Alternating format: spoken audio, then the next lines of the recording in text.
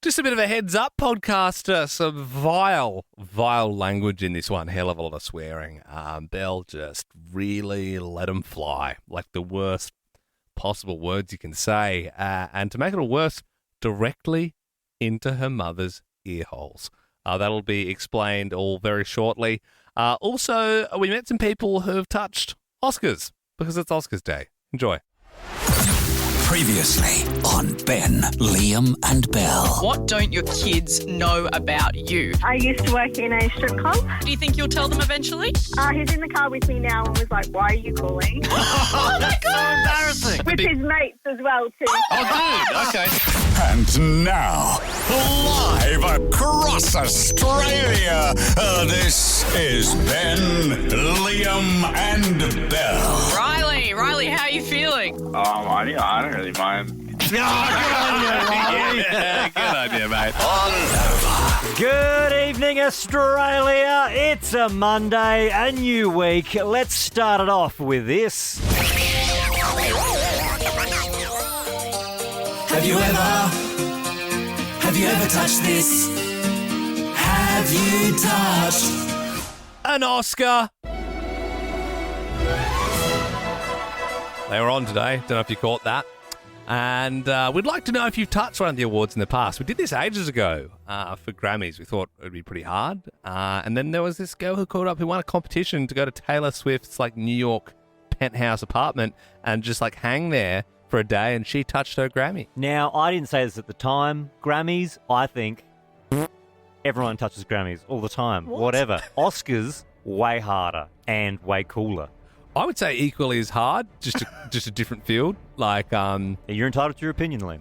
and I am, but I'm just, I suppose there's no changing your mind on this one. Hey, I suppose I'll have to just. I suppose it's on a Grammy for you is on the same level as winning like a real estate award Or a in Australia. Logie.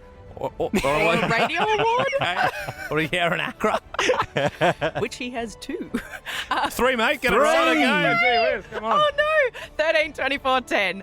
Have you touched an Oscar award? Not an Oscar award. Yeah, don't say like, my dog's Oscar. Yeah. I pat him every day. I can hear that call already. I just want people who've touched real Oscars. I've heard they're heavy. Wouldn't know. Never touched one myself. Leanne, you're in Melbourne. You've touched an Oscar? Yeah, I literally just touched it last December. I was on holidays and we were doing the Warner Brothers studio tour. Mm. And at the end, you got to hold it, and then they told you to take your rings off, whichever hand was touching the actual Oscar. Yeah.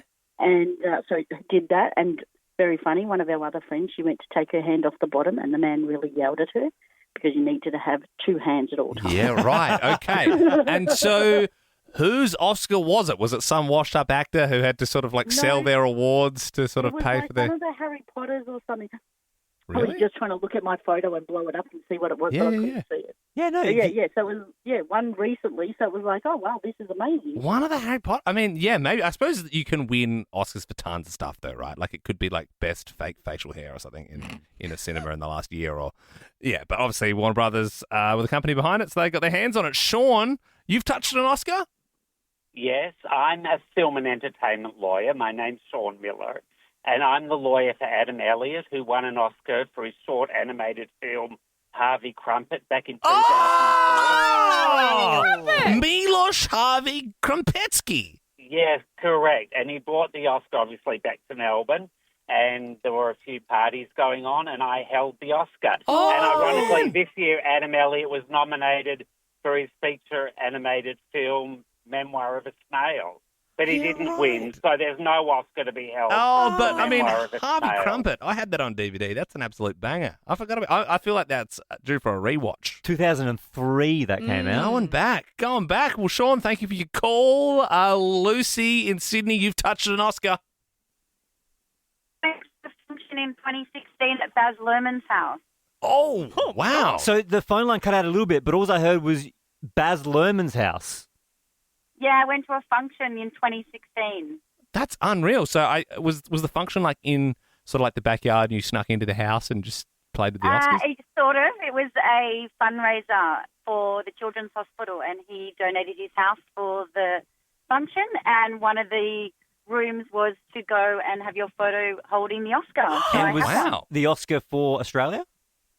I think so. I can't guarantee So that. Moulin but yeah, Rouge, maybe? 2016. Yeah, Moulin Rouge, right. yeah. Moulin Rouge. Yeah, Wow, right. I Yeah. picture that. I do picture that maybe because it's Baz Luhrmann, but I picture it like Great Gatsby's house party. We haven't had anyone who's touched 2. Now, that is reserved for very high echelon type people. And it's Nova's very own Tim Blackwell who joins us now. You've touched 2 Oscars, Tim? Well, firstly, I was just calling to plug my Lady Gaga interview that's on Friday afternoon with Ricky Lee Simmons live and Gary Abracadabra. But yeah, no, touch 2. But I'll tell you the more interesting one, that my daughter came home from a sleepover and she's like, "Oh, Dad, I touched this Oscar." And I'm like, I live in the inner western city. I'm like, it's probably like a Logie or maybe like an Aria or like a Radio Award, like we've all touched heaps of. But so, no, a real Oscar. And in the inner western Sydney, there is an Oscar being housed, and it's for the sound. I think, I lost interest once I'd actually touched it, but I think it was the sound for Hacksaw Ridge, and they're heavy as. They're really, really heavy. So what? Your daughter is friends with the person, like the person's child who did the audio for Hacksaw Ridge? Yeah, she's a mover and shaker, my daughter. yeah. I'm getting old now, guys. She's getting in early. That's great. Yeah, all right, make a deal. So that's right. that's one. So that's one Oscar. And there's another one you've touched? Oh, well, yeah, that's a less interesting story. That's why I didn't lead with it. But yeah, Okay. I was doing a radio show in Melbourne, and the lady who won best supporting assistant director, production designer, costume assistant for a documentary. Yeah. So, yeah. I don't think her Oscar was televised. She just got an email like a week after. Thanks, Blackers. W's in the chat for this pod. Grand Prix hitting Melbourne next weekend, and there's some harsh new rules for F1 drivers. They can be fined up to $200,000 for swearing. What the is this doing? They're such wackers. They're just it up. Come on, let them swear. Let it. It's a very hectic environment. I mean, if you get cut off, you could die. So why don't you just let them F and Jeff a little bit? So it's 60,000 for first offence, 133,000 for second, and then 200,000 for the third time they swear. No, you know what? I kind of back it because in this day and age, people are watching it, on TV. You can also stream it. Like any kid could just want to watch that, and then they'd be sitting there with all these swear words. Like if I was sitting there watching it with my mum, for example, that would be horrific. Why? Because growing up for me as a kid, we never swore in front of like parents. But you or, do. like, But my you mum. would now, though. No, I haven't. I don't even think I've ever heard my mum swear at me. You've never sworn in front of your mum. No, so watching that would be like, ugh. But yeah. We got to call your mum. We got to call your Can mum. you right? swear for your mum? No. Can you just call her and say, "Hey, mum, I'm going to swear at you," and then just. No, she'd die. I have punched your mum's number in. You were going to call your mum, and you're going to drop an F-bomb. Or worse. Yeah. Hello, Belle. Hi, sorry. Do you have a second? Yes, what for? I just want to talk to you quickly about this weekend. You're going to Tassie. Yes. What day are you leaving? Thursday morning at 6:30 or 6. Oh, We're leaving at shit. 8:30 a.m. from the Tullamarine. Okay. Yeah. And so, what are you going to go pick up the caravan Camper. there? Well, we're going to go fly into Hobart and then get an Uber. It's about $50 to the storage Oh, place. Yeah, no. So you get an Uber ride there, and then out she goes, and then we're going. We're going to go to Shewan. You know Shewan Pine? Yeah. It's called Mayor Walk, and you go across on top of the tree line. Yeah. Well, that sounds So- gorgeous. I know. So it's west of Hobart, but it's only like 43 minutes from Hobart. And then we track back east and we go back to Bruny Island. We just like Bruny Island. We just go to Adventure Bay. Oh, yeah. Yeah. So you're not taking the Spirit of Tasmania? No. Oh, yeah, because that can be an absolute can't it? Because why? No? Sorry. That can be an absolute can't it? The Spirit of Tasmania. Yes. It's okay. Not if you have a lovely room. Jackie, it's Ben Lehman Bell here. We just wanted to see if Belle swearing in front of you was upsetting, but you seem okay with the C word. There was a pause. I pretended I didn't hear it, to be honest. Yeah, you're a little taken back. You're in denial, maybe. I've glossed over it, as one does. You just gloss over. You pretend glossed it over, never happened. but you glossed over all the F-bombs as well. Oh, I'd never even heard those. That's in my nomenclature. That is in my nomenclature. That's a great word. Sorry, but it's in my vocab now. Oh, okay. Is nomenclature another word for vocabulary? Kind of. You better look that one up. Yeah, I mean, yeah. I think I will. I've never heard that expression before. That really with me.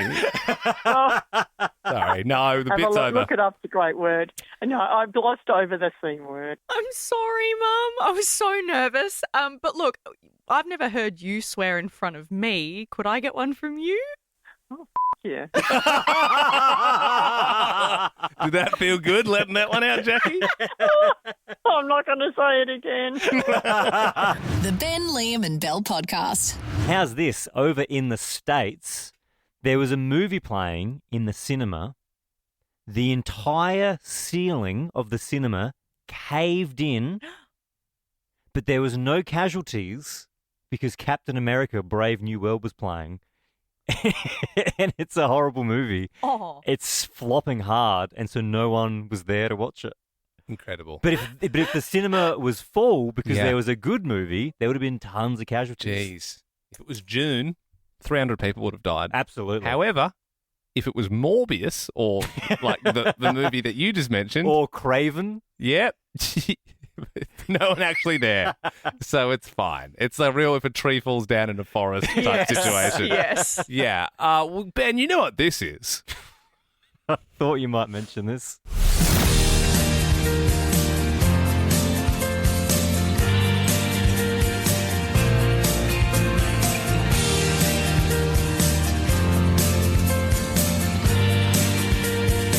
What saved your life? I like doing this, Liam, but you got to shorten that. No, it's sort of. I feel like it gets everyone in the groove. You know, a bit of suspense, a little bit of spacing in the break. It's nice. Right. 13, 24, 10. What saved your life? Like Ben was just saying. If people were going to the movies that day, and they heard how bad Captain America was, and they decided not to go to see that movie. Mm-hmm. Then that's good because that saved their life. The movie being so bad saved them from being crushed under a cinema ceiling. We're looking for sliding doors moments. Like one thing happened and then it stopped another thing What from happening. saved your life? I remember my nana. She was sitting watching TV one night and she went to get a cup of tea. Ceiling came down. Boosh. Whoa. Yeah. That cup of tea True saved story. her The tea saved her life. No. 13, 24, 10. What saved your life? Marion in Melbourne, what saved your life? Hi, Jean. My neighbour's accident. Well, he parked in my car park, and so I had to park in his. And a person who had had too many drinks, as I was coming to get in my car, ploughed into our front car park and crashed and totaled his car. And I was fine. I was standing right beside the car, and I was fine. And my car was fine. Not one scratch on it. His total. Whoa! Hey, Marion, that's kind of two meanings in one because you got what it saved your life, but also bad karma for him. Don't steal your car spot. That's a good True. one. It happens. Angie, what saved your life? It was actually my little girl. She was 3 at the time in the toilet during the Christchurch earthquake. She was sitting there having lunch and then jumped up, went to the toilet, and within 10 seconds the earthquake happened and a big, huge, TV cabinet come down, absolutely smashing the table, would have absolutely taken her out. Yeah, she's just in the loo, just at the right time when nature called. Aren't these crazy stories? I mean, these are unbelievable.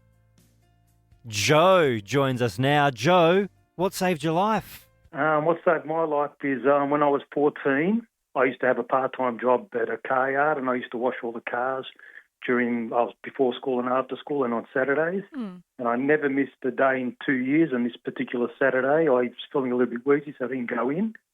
And I got a phone call from my boss saying, "What are you doing?" I said, "Sorry, mate, I couldn't come in. I'm a bit wheezy." And he says, "I'll get on your bike, come down and have a look."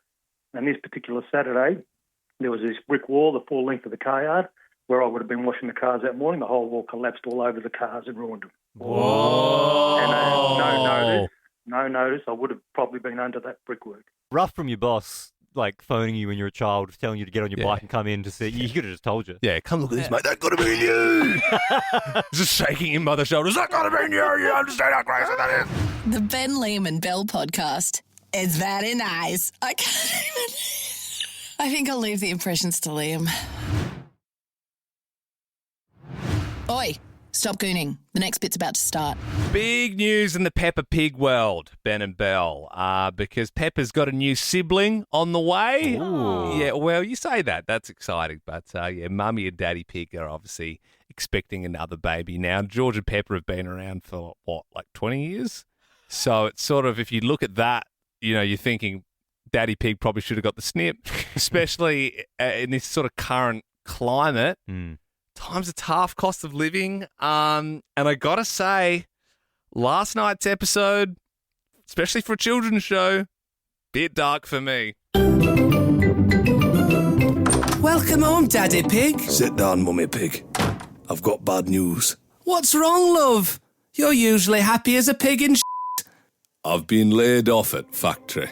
Oh, no. But Daddy Pig, what about the baby? I know, love. This'll bloody ruin us. Did you speak to Tony, the foreman? I did, love. I asked for a weekend shift or two. He said no can do, Daddy Pig. You know how pig-headed Tony can be. This is just awful. 25 years I've spent at that factory. Nothing to show for it. How am I going to bring home the bacon now? Don't talk like that. It's true, love. I'm a month away from being a pork knuckle. I'm Peppa Pig. Peppa, leave us. Mummy and Daddy are having a grown-up pig chat. And clean your bloody room. It's a pigsty. Go on, love. Your dad's had a stressful day at factory. Sorry, Daddy. It's okay, sweetheart. We'll have to sell cottage, Mummy Pig. Go and live in the woods. No. Go hog wild, so to speak. Say it ain't so, Daddy Pig. It's the only way, love. We've got a piglet on the way. George and Peppa eat like pigs. We can't afford another. These troughs don't fill themselves, Mummy Pig. It's the woods for us. Don't cry, love. We'll find our hooves soon enough. It's better than being a Christmas ham. You're listening to Len, Beam and Lel. 13-24-10. Did you lie to get a date? I came across this video on the weekend, and I don't know how I slept on this for so many years, but we all know Jennifer Coolidge from Legally Blonde, White Lotus, Cinderella Story, American Pie. Oh, she talks like this. Oh. Oh, mother, mother, mother. Oh, no, no, no. Yes, that's her. Well, she revealed a few years ago now on the Kelly Clarkson show how she managed to date two guys at once. I ended up meeting these two guys that were best friends. I liked them both, and so I told them that I had an identical twin, and I dated both guys. It's amazing. Like I said, I only just stumbled upon this over the weekend, and I find that so incredible that she committed so much to this lie. Like, I've got a whole identical twin, which seems like a her thing to do anyway. Also, I think safe to say, had a fair bit of work done. Yeah, true. So the identical twin must have had the exact same operations. That's true. Although, would guys even pick up on that? Like, honestly. Would you be like, you've got the same cheek fillers? I don't know. Maybe not. 13-24-10 is our number. Did you lie to get yourself a date? Maybe you're still together. Maybe you're broken up now. We just want to know, what was the lie you told? Tabitha in Sydney, good evening. You lied to get a date. Hi, how are you? Yeah, good. What happened? So I was 16 years old, and I liked this guy, and I was like, I've dated, I've kissed a guy, so and so. Well, I'd never been with anybody, never kissed a guy. And 20 years later, we're married and 3 kids. Oh, right. And is he still heaps jealous of all those hot dudes you were supposedly kissing before? No, he found out I had never been with anyone. Yeah, you came clean. Yeah. Well, Tabitha, you can take him out for a lovely dinner at GYG. You got yourself a voucher. Oh, thanks, guys. No worries. Enjoy GYG's new street corn with Chipotle seasoned corn, Chipotle mayo, jack cheese, and topped with fresh pico. Only $3.50 at Guzmani Gomez. 13 24 10 is our number. Did you lie to get a date, Tony in Sydney? Hey guys. Go for it, mate. You lied to get a date? Yeah. So essentially, like, she asked me if I can cook. So I told her, yeah, I could. But she wanted Thai food, so I didn't know how to do Thai, so I ended up ordering some Uber Eats in and went from there. Oh, dude, that's a smart play, though. Yeah. You get the pad see ew, the massaman curry through. You did pick the right cuisine, right? Exactly. You didn't just get, like, honey chicken from a Chinese place and go, like, this is Thai, right? No. Definitely, I went to some pad see ews, a few of those. How'd the date go, Tony?